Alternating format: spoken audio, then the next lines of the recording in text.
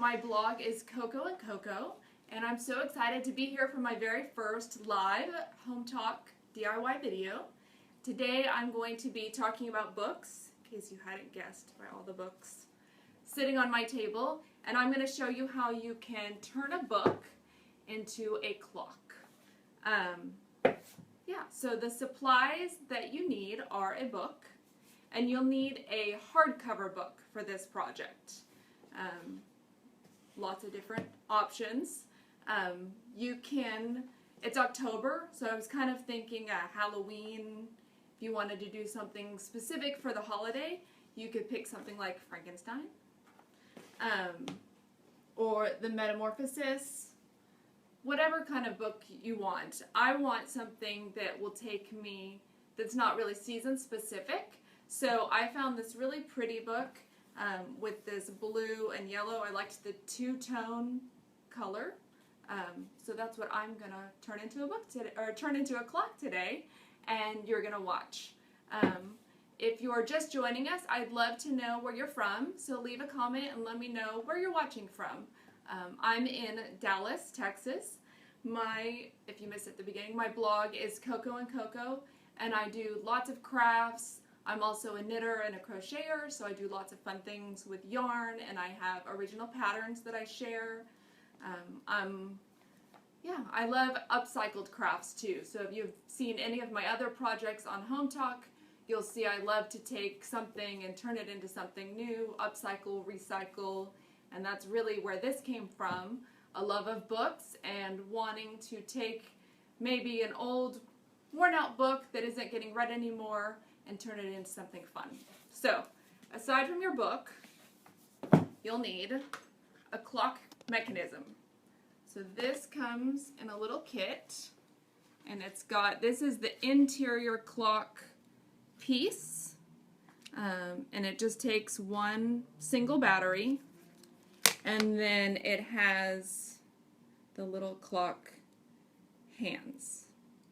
Now depending on, I picked my book first and then went and got my clock kit because the hands and all the different numbers come in different sizes. So depending on your book, you want to make sure first that the mechanism is going to fit inside your book. This piece right here is going to come out the top. It's going to go through the front and hold the hands. But you want to make sure this fits. So a smaller book, that does fit there, but it might not fit in here. So just make sure when you buy all your pieces that they're going to work together. You'd hate to buy everything and have it not fit into the book. So then you'll want to decide where on your book your clock is going to go. You might want it centered. You might want the face right in the middle.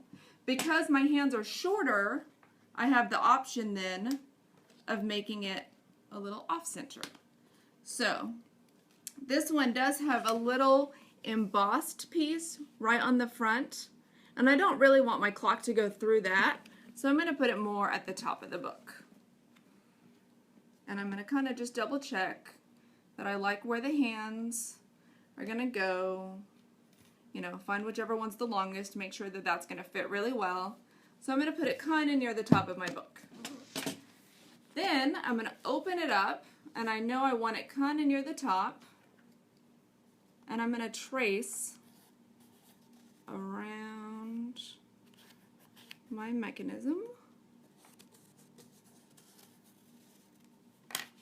And that's what I need to cut out. I'm going to need to cut through all of these pages to make my mechanism fit down in there. So this is just a cutting craft knife. It's got these blades that actually break off to keep it sharp. And we're going to start cutting. So I'm going to stand up back here so I can get some more leverage. And I am just cutting, and I'm actually going to cut outside of where I traced. And I'm cutting around where I drew. And trying to push fairly hard so I can cut through as many pages as I can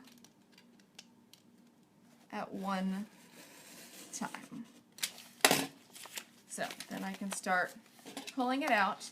And once I have that initial cut, then I can just follow that around as I cut additional layers.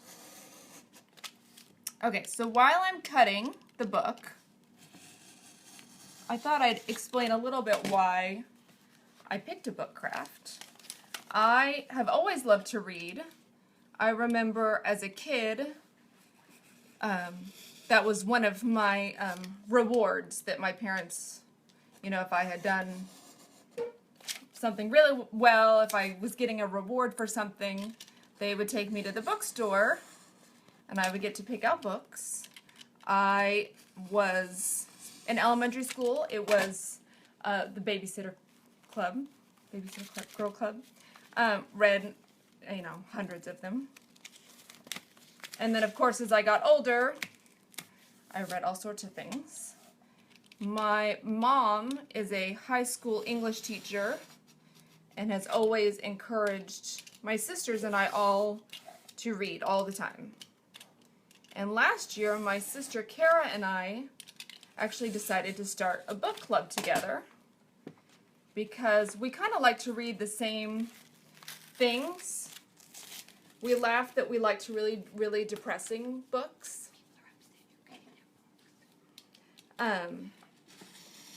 And so we read, so my sister and I love to read, and we read all kinds of novels.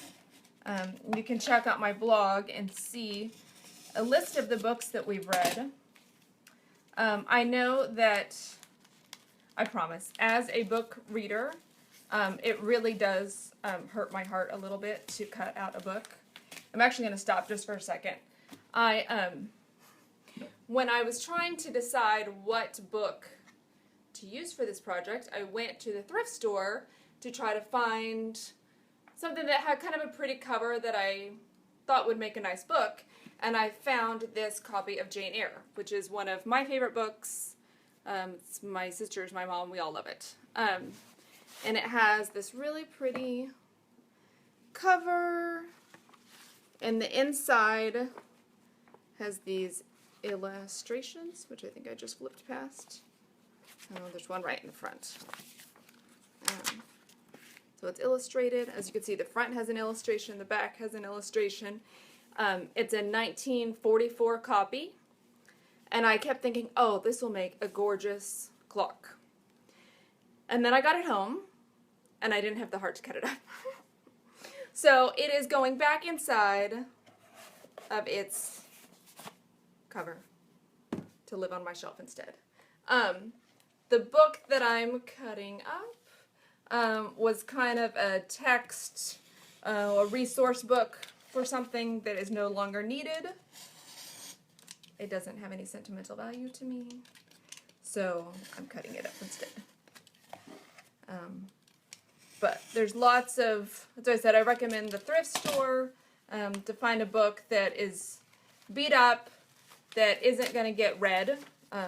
You certainly don't want to cut up a book that you want to read. I'll be honest that I do most of my actual reading on my tablet, so I don't read a lot of hardback or any paper books, any actual paper books that much anymore. I do like to have them on my shelf, but most of my actual reading is done on my phone or tablet, and then I can take it with me no matter where I am.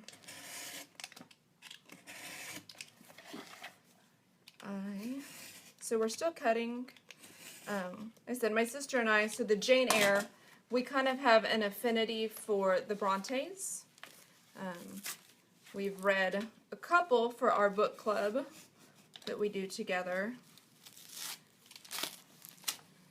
We like to read things that are difficult. My mom actually sent me an article about all the brain benefits that there are from reading difficult books and how it impacts different parts of your brain and makes connections in the brain that you don't have if you're not a reader. So definitely read books. Okay, so we can kind of see the progress.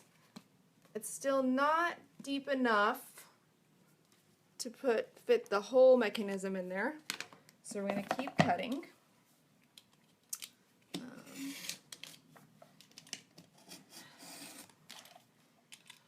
I said my mom is an English teacher.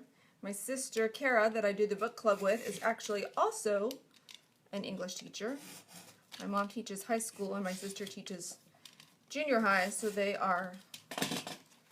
we talk about books a lot in my family.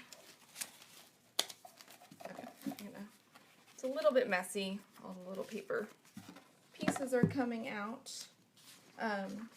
We do, while you're watching today, have the opportunity to win a giveaway. So I'd love to know what kind of crafts you've done with books, how you've upcycled them. Let me know in the comments, and we will pick a giveaway winner as we're finishing up our craft. I know I've done book wreaths. I also like to make lots of crafts that benefit books, bookmarks, and anything book related I want to craft with. I do have the book page wreath up on my blog. You can find that. That's Julie is Coco and Coco. And you can just search for a book page wreath. And there's a fun one for fall that looks like leaves and gets into all the fall colors. Try. See? Oh, it's getting really close. A few more pages.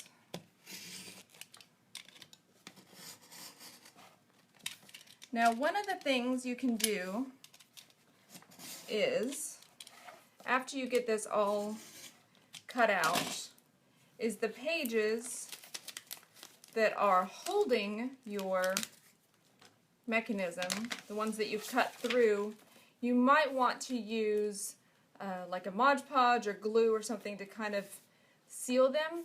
I wouldn't recommend sealing the entire book because there is a place for a battery on the back, and if you seal the whole book, you won't be able to replace the battery, and that could be a problem if you want your clock to tell the correct time.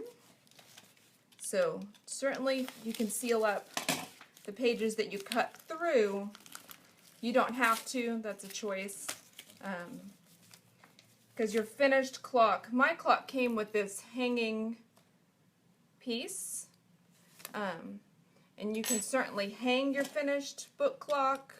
I have my finished one just sitting on a shelf, kind of with the pages splayed open.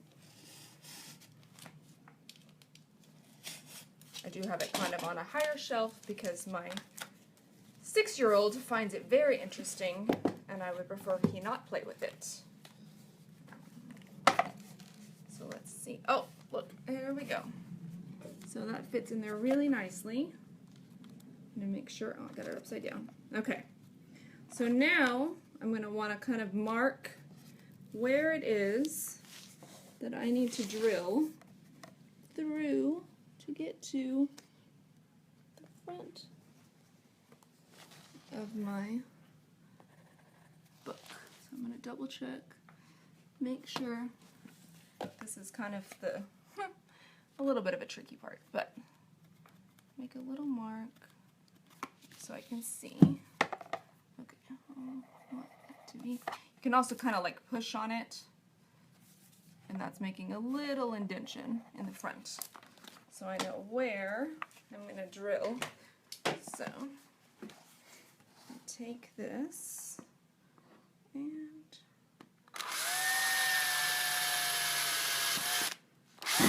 alright. Power tools for our clock. Alright. And I'm going to kind of use my pencil. Obviously I don't want that coming through like it put the other way. So there we go. And kind of tuck the cover back. Flatten it out a little bit.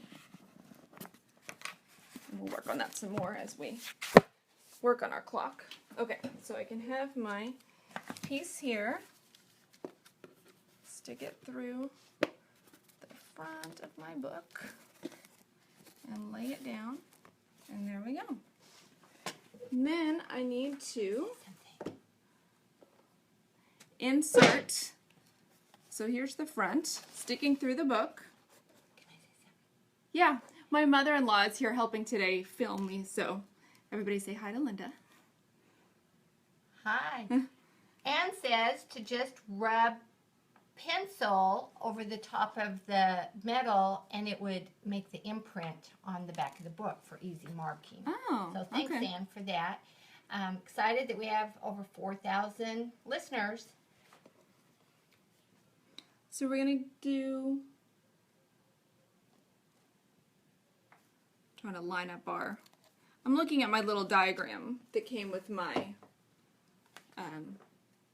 mechanisms to see which, make sure we're doing these and make sure I'm doing these in the right order, trying to get all the washers and everything in place here. So there's a little, okay.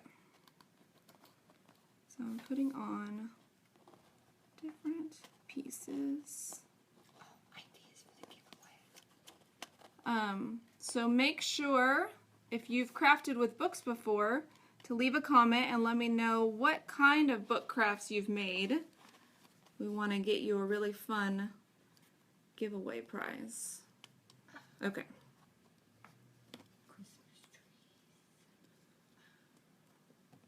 So we have somebody who says they've made Christmas trees out of books. That would be fun. Safes. A safe. I've definitely seen those. That requires hollowing out a lot of the book. I'm gonna... Okay.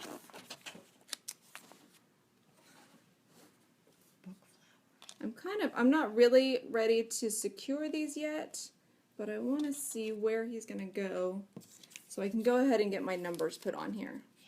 Now, the numbers say that they are adhesive. I'm going to tell you that in my experience, they are not very adhesive. So I have my glue gun ready to glue these on. And you can kind of decide, obviously you want to make sure that you're, pointing at the right thing, but you can put it as close or as far away from your clock hands as you want. I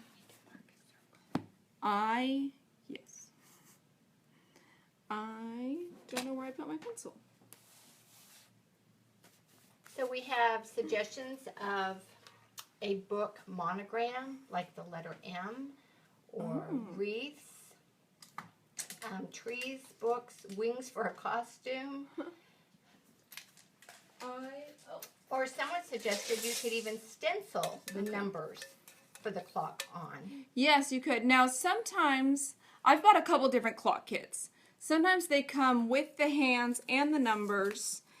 This time when I went to the craft store, they did not have any all-inclusive kits. My options were to buy the mechanism and the numbers separately. In that case, you certainly could, especially if you have really pretty handwriting. I do not. Calligraphy the numbers on, stencil them on, paint, any way that you wanted to put the numbers on. You certainly don't have to use the ones that come from the store. And what store can you buy those at? I bought clock kits at Michael's and I've bought them at Hobby Lobby. So those are the two places that I know that you can get. I'm going to use this kind of pail as a, try to give me a even circle, and then with my pencil I can go back and erase that later, but then I have an idea of where I want my numbers to line up. These, amazingly enough, are actually sticking to my finger. So we're going to see if they will continue to work. So I'm going to put kind of the quadrants first, my 3, 6, and 9, and then eyeball in where all the other numbers go. I'm not measuring in between each one, though you certainly could. Cheryl has written in that she uses books pages as an accent wall, like wallpaper. Ooh, that would be pretty. We just did an accent wall for the first time. We did a shiplap wall.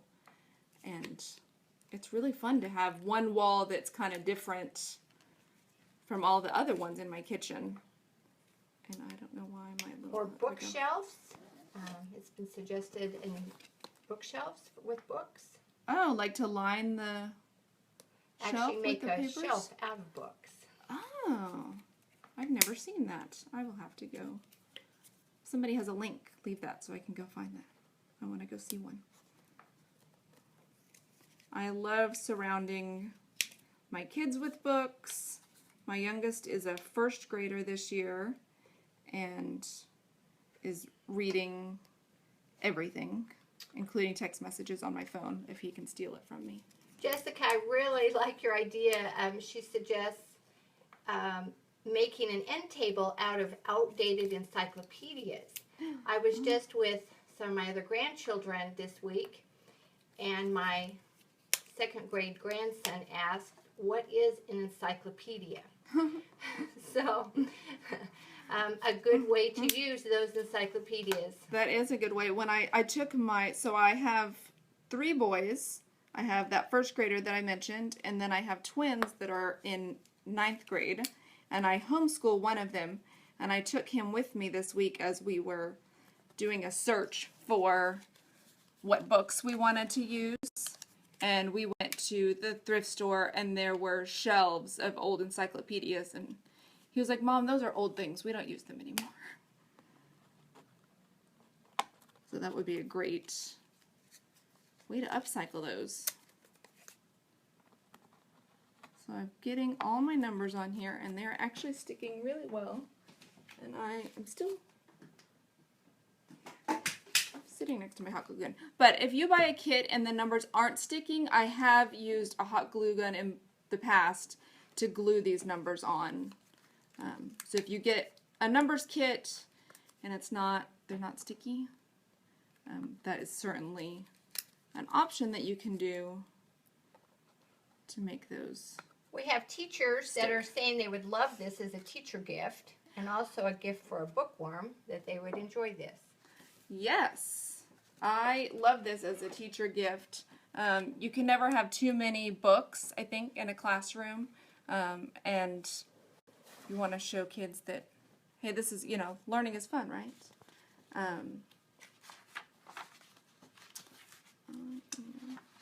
Someone said that they've made a clock from old CDs. I like that.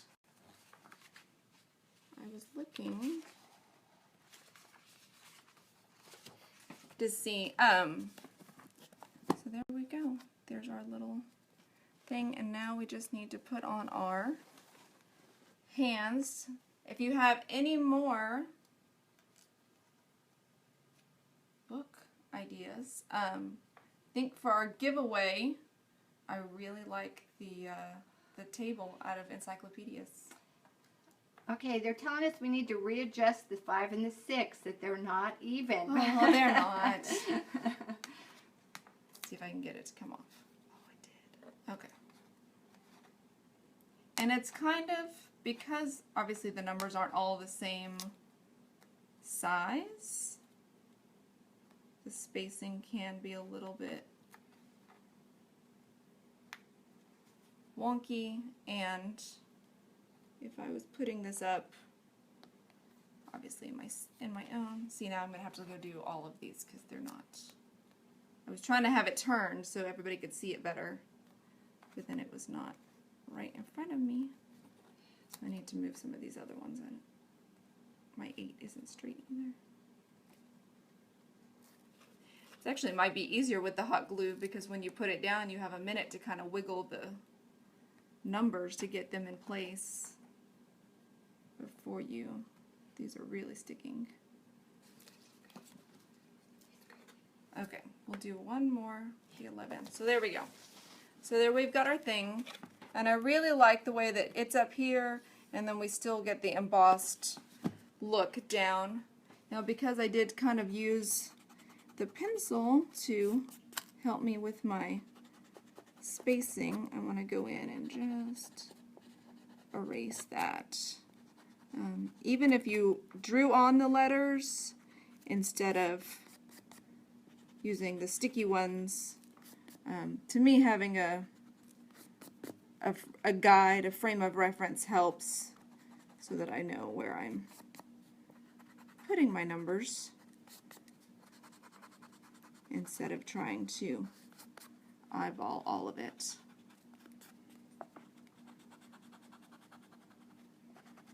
And then once that's cleaned up, whoa, there we go. Okay, so then I'm actually gonna, this is having a hard time coming through the hole nicely, so I'm gonna go back to my drill and make him a little bit bigger.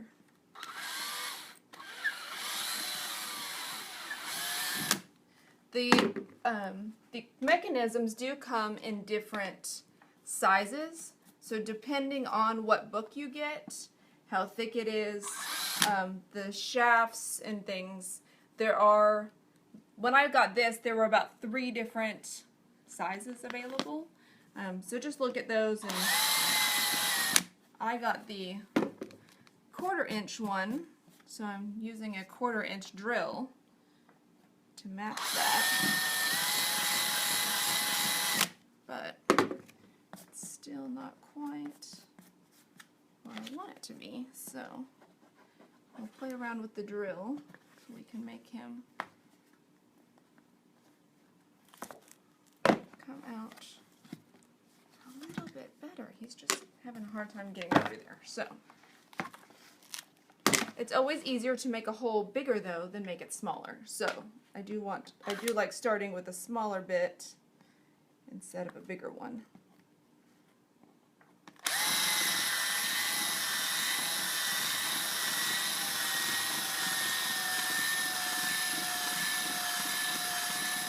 Alright.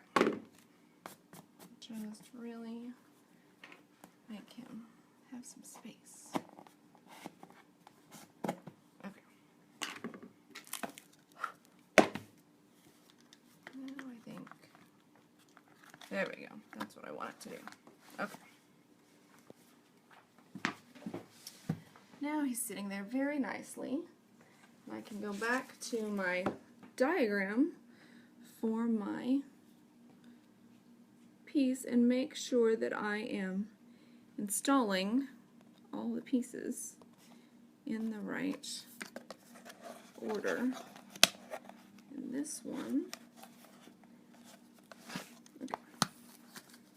Make sure he's in the right way, the battery's down. Alright.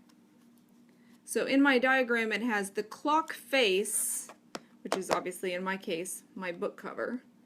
And then I've got this metal piece, and then I have this one, and then I've got this hand. It's very nice that it lays it all out for me in order so I know exactly which piece to install next, although this one is not fitting the way it's supposed to. So,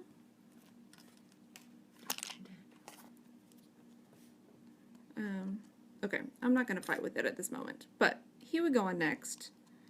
Then you put this one on, and then you have an option. Most of the kits come with a second hand, but it's up to you whether you want to use it or not. You can install it. Usually it has this little tiny hole and it just fits down over the top, and it can click around. It does make a little bit of a noise, so if the second hand ticking is going to bother you, you might not want to use that one. and it also comes with just a little knob that you can screw on instead if it feeds. I didn't have that one on tight enough, but so then you would get kind of that look, just that finished on top instead of that versus the flat hour hand. Sometimes this knob can screw on to the second hand, but I'm going to be honest that it's really hard to get it to work right. But yeah, so the second hand or the little knob, either one kind of finishes it off. And then once all your pieces are on and the little top part is on, you can go in and insert your battery and set the time. Now you can see with this, because I made the hole a little bit bigger than my mechanism, it just opens really easily. I can change the battery. The other option I mentioned is you could glue all of these pages together that you cut out and kind of attach them to the front, and that makes this whole solid piece a little more stable, but then still leave so you can still access that battery part, and then it can stand either like this, or you could use actually the piece that came with the clock kit in my case, and kind of insert it however it fits. There we go, this way. And that would make it so that you could hang it on the wall, depending on how big your book is, how heavy it is. That may or may not be an option. If you're using one of those old encyclopedias that we talked about, you might not want to hang it on the wall, but if you picked a smaller book, certainly that could be an option. It could sit on a shelf. I also have, this is another finished one that I made, just with a solid blue cover. As you can see, I did put the second hand on it, and it goes around. And in this case, the front pages I sort of sealed, but I sealed them closer to the mechanism, so around the edges they're still kind of loose. And this one I did go all the way through. So that's, and if you noticed, it's upside down. There was kind of a small blemish on the back, and so I wanted to use this cover for my face, and I still wanted it to look like it opened the same way, and since there was no drawing or anything, I just flipped my book around and used whatever side of the book you want to see. So, do you have any questions about the book clock? To me, they're really fun. I loved the suggestions. They do make a great teacher gift. The holidays are coming up.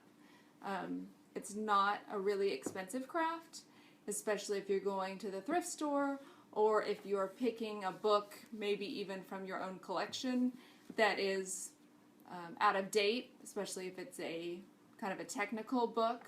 I don't know about you, but I still have college textbooks laying around, and a lot of those are never going to get opened again and won't be useful by the time my own kids are in college. So they are a great thing to upcycle. Really anytime. This one I actually made for Father's Day for my dad who loves to read books, but it would make a great present for any book lover, book reader. If you want more book crafts, make sure to visit my blog, juliascocoandcoco.com, and lots of other great upcycle crafts. I actually can grab one right here. I made these little DIY mini bud vases, and you'll have to go to the blog to see what that vase is made out of, what I upcycled that from. Make sure to tune in to Home Talk. They've got lots of great DIY videos coming up, lots of live videos. Hit the subscribe button at the end of this broadcast so you don't miss another one of their live videos. And be sure to tune in Monday at 7 Eastern, where they're showing how to turn a plastic snack container into an etched vase. I know I'll be watching. Thank you so much for taking time out of your day to craft with me, and I hope you really enjoyed it. And make sure, leave any comments and check out my blog, and you can email me with any questions as well. Thanks for watching Home Talk today.